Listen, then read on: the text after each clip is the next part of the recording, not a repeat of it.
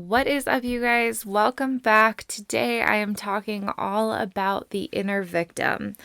Your inner victim is the part of you that likes to say, "It is not my fault." Your inner victim blames someone or something outside of you for your disadvantaged state. So whether it's because you're not further along than you thought you should be, or whether it's because you were disadvantaged in some way, or you're just plain uncomfortable, your inner victim will come to save you, saying that it is not your fault, that someone else is to blame.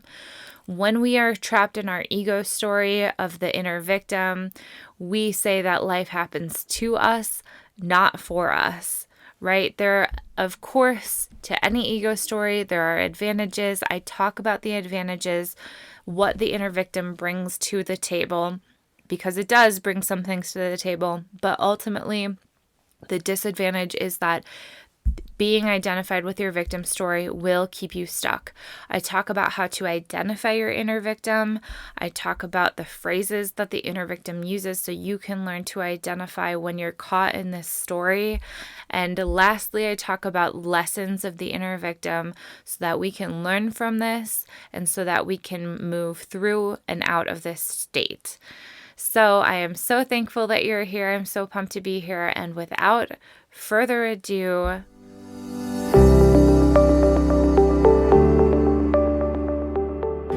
welcome to the Get Out of Your Head podcast, where we talk all about the stories that keep you stuck, blocked from manifesting what you really want, and away from your authentic life. I am your host, Sarah, from Spirit, Mind, Body.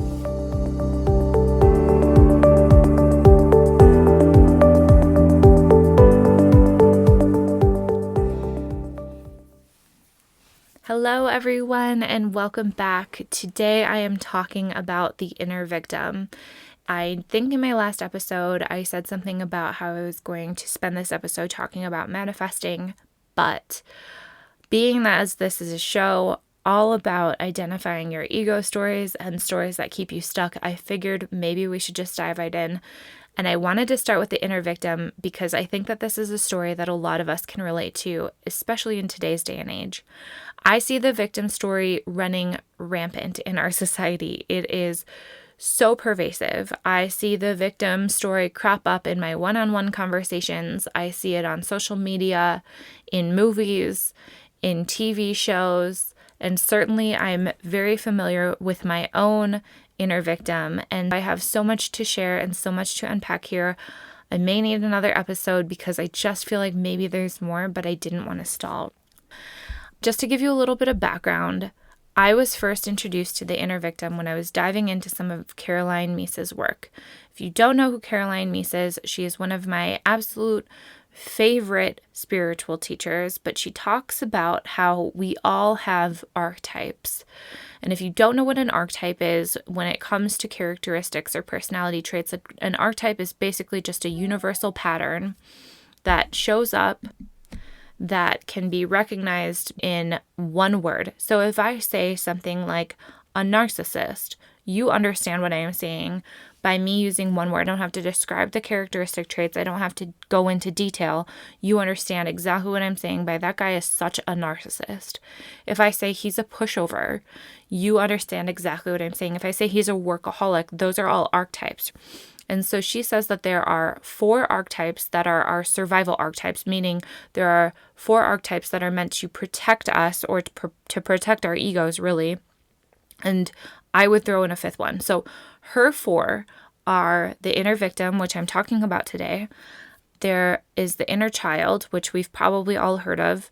The saboteur, basically this tendency to self-sabotage, and your prostitute. What would you sell your soul for? Is it security? Is it to be in a relationship? So those are her 4. I would say that there is also an inner critic that contributes as well. Maybe I could do an episode on all of those, but I'm just talking about the inner victim today. If you want more on her archetypes, she has such good work. You could check out Advanced Energy Anatomy, Sacred Contracts, or Archetypes. They're books, and she also has workshops on Audible, and both of them are absolutely fantastic. So if we consider this from the context of an ego story, a survival archetype would puts you into survival mode or stress. Think about it this way. When I am identified with my inner victim, I'm pitting myself against somebody else. I'm saying that there's somebody else, there's an enemy of sorts, and they're attacking me, and therefore it puts me into fight or flight, reactionary, stressed state or stressed response. And when I'm in that stress state and stress response, I have the tendency to default to programming, because programming uses up a lot less energy than conscious thinking and conscious creating. When I'm rushed with survival hormones or stress hormones, it's basically telling my body, don't use energy for anything else except for fighting the threat at hand. And when I'm fighting the threat at hand, what I'm not doing is creating, what I'm not doing is calling in the life I want. I'm basically just getting by. And when I'm just getting by, when I'm just going through the motions, I'm living what I would say somebody else's life. This is something that somebody else has told me.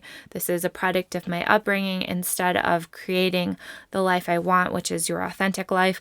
And that's what this is all about. Just to detail what the inner victim is like so we can learn how to recognize her. Your inner victim is the part of you that says, life has been unfair to me. Your inner victim is disadvantaged in some way, and it's never your fault. It's always somebody or something else outside of you. You can be victimized by a person, you can be victimized by society, you can be victimized by the rules, by your genes, by your health. The inner victim doesn't really care what is causing your pain. It just says that there's a reason for your pain and it's somewhere outside of you. Your inner victim is the part that says that life happens to me, not for me. Your inner victim is always shifting blame or pointing fingers, and it's always outside of the individual. That might seem like, why would we ever identify with the inner victim? That's not, you're not taking responsibility, all these things. But the truth is that it's a self-soothing mechanism. It kind of feels like your mom, after you've had a bad day, wrapping you up in a little hug and saying, poor baby. My inner victim always reminds me of a friend that after I break up with a guy, she's like, he didn't deserve you anyway. You were too good for him. And the friend might know that I was absolutely terrible to this person, or knows full well that I was not the best version of myself when I was with this person. Or my friend might know exactly that we were absolutely not a good match. But my friend is going to be like, you know what? You did everything right and he did everything wrong. And he's going to see that he lost out at the end of the day. Your inner victim is that person. It doesn't give it to you straight. Your inner victim doesn't care about tough love. Your inner victim cares about making you feel good.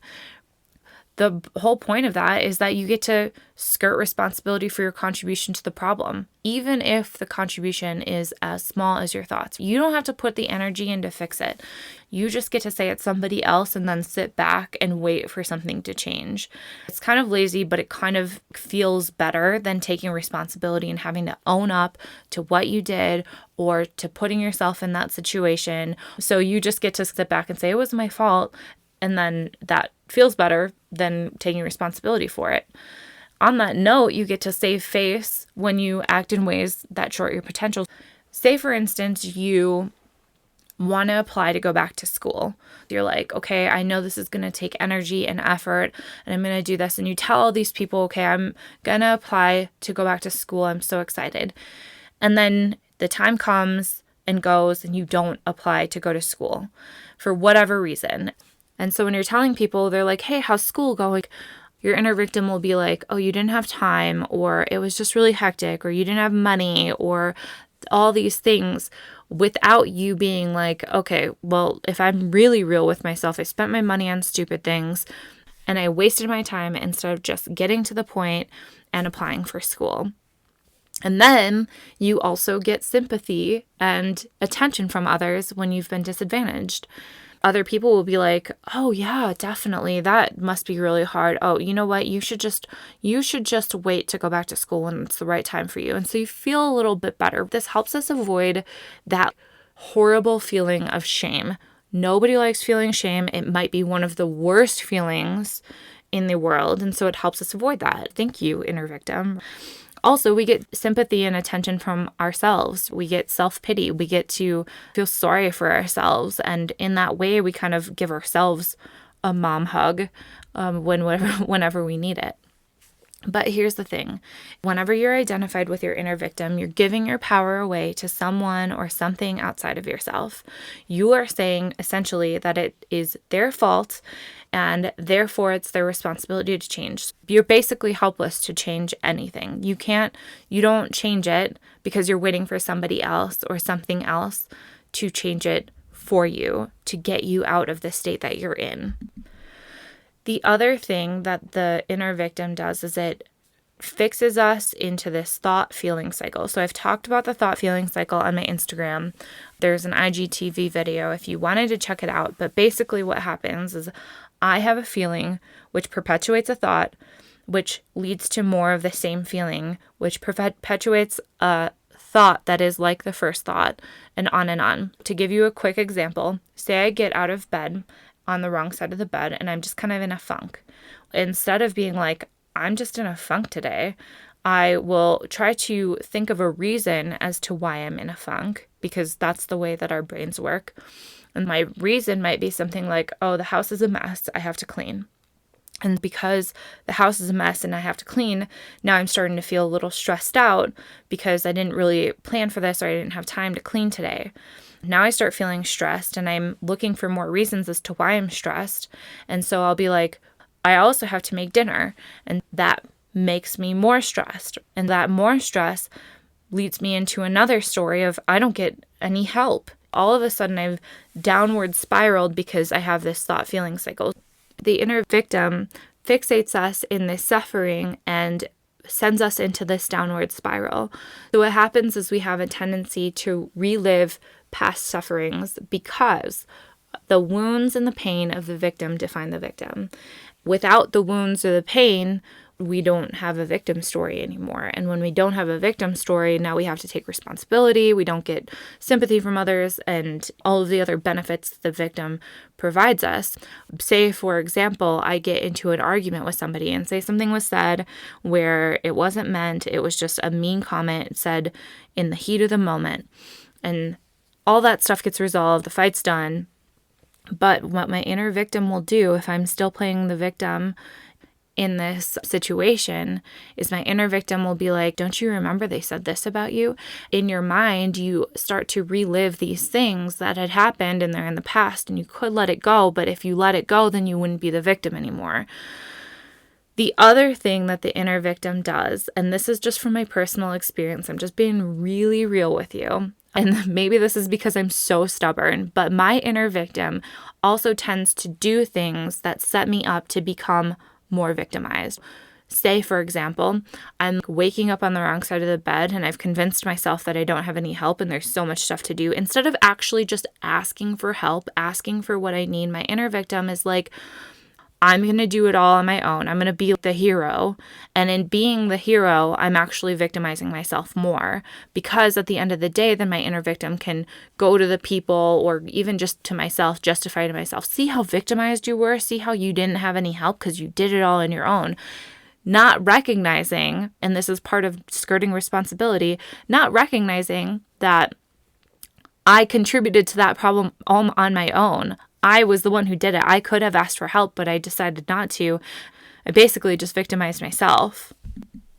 I wanted to lay out for you how to identify the inner victim because there are a few hallmarks. And, when we're talking about archetypes, there are patterns, and it's very helpful for us to identify the patterns because once we identify the patterns, then we can start to detach from them. We can start to call them a story and we stop being consumed by our story instead.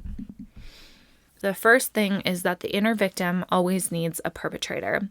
The victim is not a victim without a perpetrator, without someone or something to blame. This is any time you're blaming, you're placing fault on someone else or something else.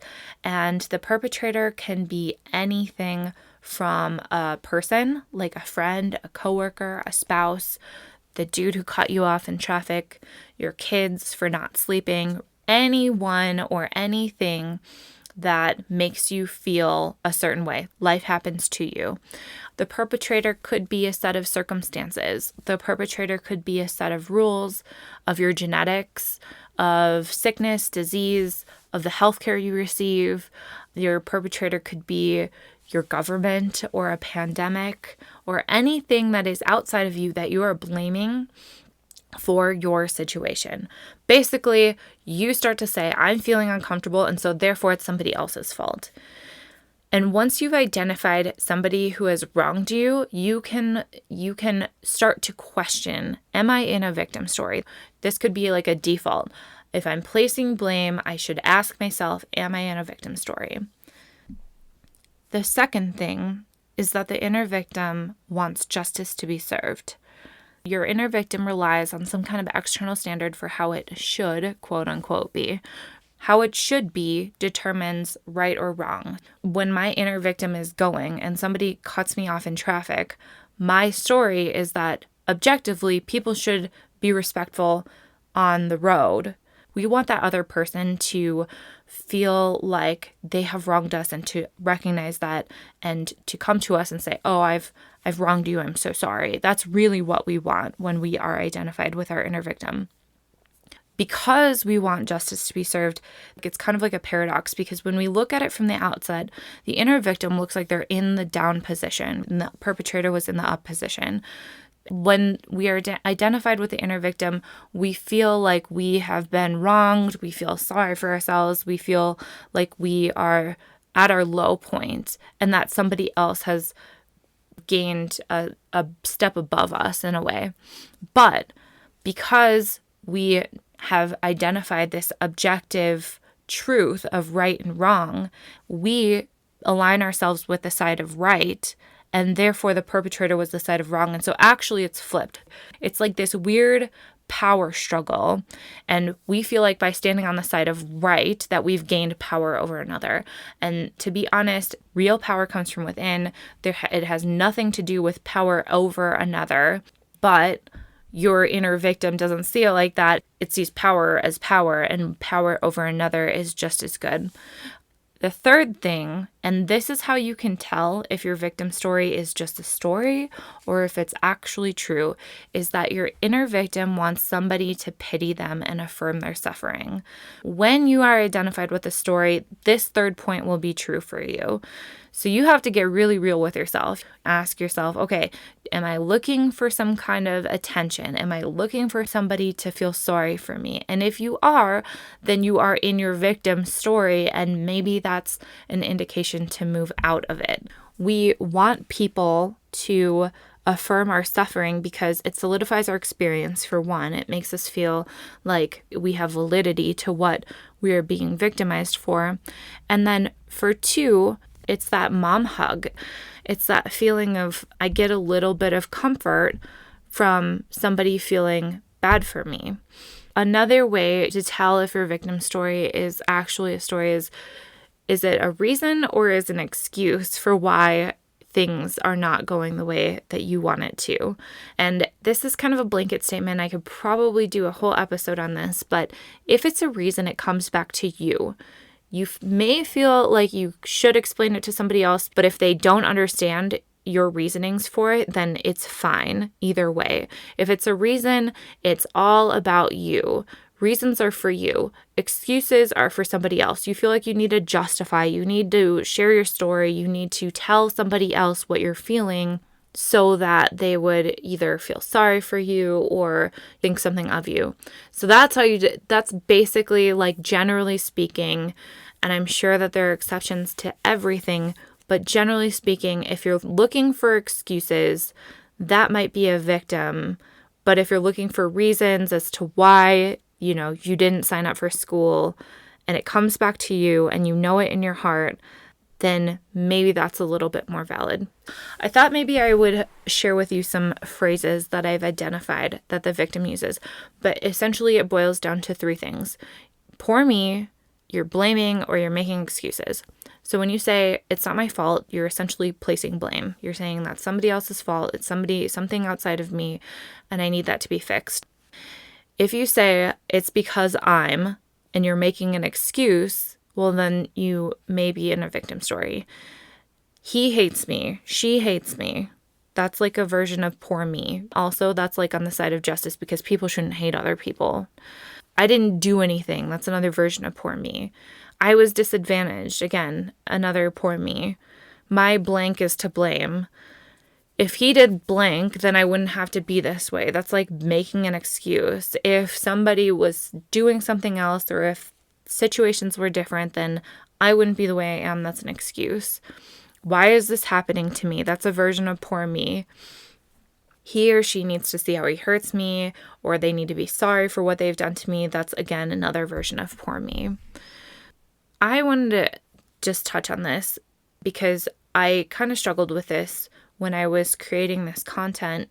And it's this question of, what about actual victims, right? I'm talking about actual victims of abuse, assault. Maybe someone has stolen something from you, or prejudice or mistreatment for the way you are, like actual victims. And this is different than the victim story that I'm talking about, because your inner victim is just a story that you say and it's total BS. And I mean, it's not total BS, but it is in a way, and it's just going to keep you stuck. I'm talking about the actual victims of injustice, prejudice, abuse in these cases, because I've been coming off with this tone of, if you have your inner victim, you need to call your inner victim out on this BS. In these cases where we may actually be victims, we shouldn't ever deny our victimhood. If we were to deny our victimhood, what we are saying is that it's okay that somebody treats us in a way that is not fair or just. And when we do that, we also are saying it's okay for for that person to do the same thing to other people who are like me. I think that part of the work is to actually come to terms with it and call it out and say, I was victimized. This is a real thing that happened to me. We shouldn't just shove it in the shadows. We should bring it to light and be able to work with it. But the thing is that I don't believe that our role is ever to stay in the victim state, no matter how much we've been victimized. And that is a hard thing to come to terms with. But I think that is always our work to become more empowered from the things that have victimized us, whether it's true or whether we make it up because we're in a victim story. And in being empowered, you may make your pain your purpose. You may stand up for, so say I lost my job because I'm a woman at work. I may stand up for that, and I may use that as a way to advocate for other women in the workplace. And now I've made my pain my purpose. That's what I'm talking about. I'm not a guidance counselor. I'm not a therapist. This is not really my realm, but I just wanted to touch on that. I wanted to make clear, especially, that our inner victim and actual victims are very different. But I think that the lesson of both is always to become more empowered or to take your power back. Either way. The other lesson of the victim, and this is like more of a proactive stance, is to keep good boundaries, to proactively say, this is what I'm saying yes to, and this is what I'm saying no to. It kind of contributes to empowering yourself, but it's also to let other people know where you stand. And then, of course, like I said, making your pain into your purpose. Whatever you feel victimized by, you make that into your purpose. You do something with it. You create with it. You use it to make the world a better place, and you use it to make yourself better, and you don't become crushed by it.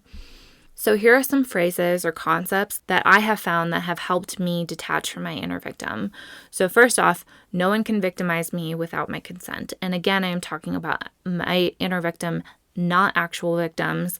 But usually when I'm identified with my inner victim, I have myself given my power over to somebody else. I have allowed somebody's words or somebody's actions to make me feel a certain way. And when I say I'm not allowing that anymore, when I'm saying no one can victimize me without my consent, I pull my power back from them, saying that the way I feel is my responsibility and nobody else can make me feel a certain way.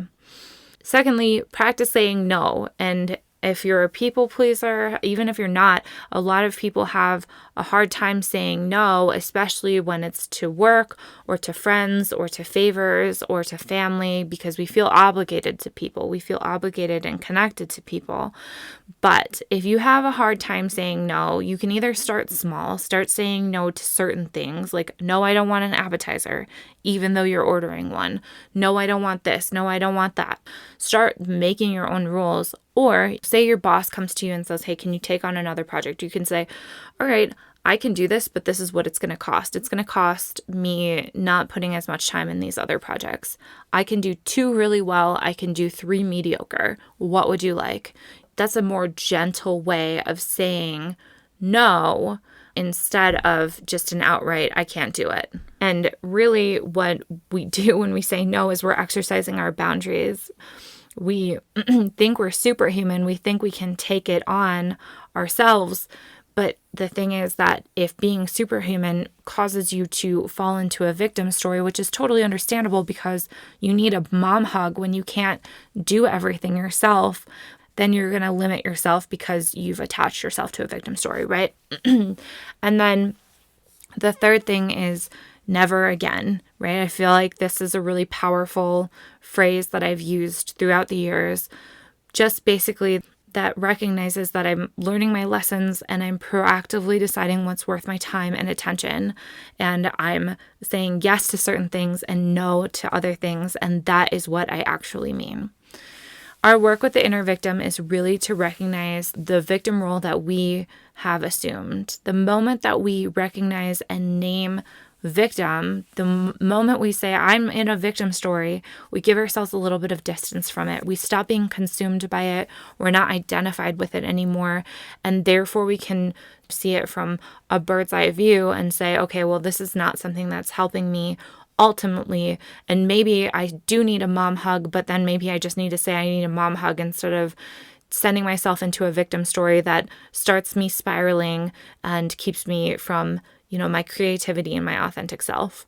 And I think that, our work with the victim is also to recognize that we're willing to participate in the problem. This comes back to radical responsibility, taking responsibility for everything in your life, even if it's your thoughts or your attitude. When you find yourself falling into the victim mentality, you can stop it in its tracks. You can say, okay, I'm not doing that. And I realize that I'm participating in this and I'm withdrawing my power. I'm taking it back.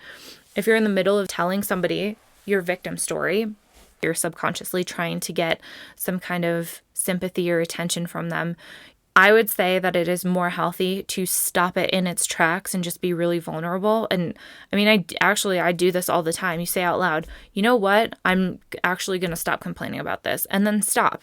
Or say, you know what? I was going to say something, but I'm done. And I think that it might look powerless, like we're being vulnerable when we don't follow through on our victim story. It might look like that's a blow to our egos, but it is our true power when we're being vulnerable. There's nothing more power than the willingness to be raw and totally real, which brings you into your authenticity and your higher self. It liberates you from that ego trap of feeling like we need to look like we've got it all together, or this version of ourselves that we've made up that we're now trying to share with somebody else. We can just be really real about it and be like, hey, you know what? I was telling you something, but I'm done telling you that because it's not serving me. And when you do that, and I think that this is probably the most important point of all, is that you give others permission to do the same. When you are vulnerable, you allow others to be their authentic self, to show up as their authentic, vulnerable, raw, and real self as well. So that is it. That is what I have for you today. I hope that this has been super helpful. I know that identifying my own inner victim has helped me detach a bit from the story that I'm telling myself, and has also led me into so much radical responsibility, which helps me do things that, I previously would have been afraid to do, but my soul was calling me to do it. All right, you guys, until next time. If you enjoyed this episode, I would invite you to subscribe, share it with someone you know, and leave an honest rating or review. You can also connect with me through Instagram at spiritmind.body, through YouTube, or my website. Links to all of these can be found in the show notes below. This work is not easy and requires tremendous self-reflection, grit, and a willingness to be misunderstood, and for that, I honor every single one of you for showing up for your authentic self. Until next time.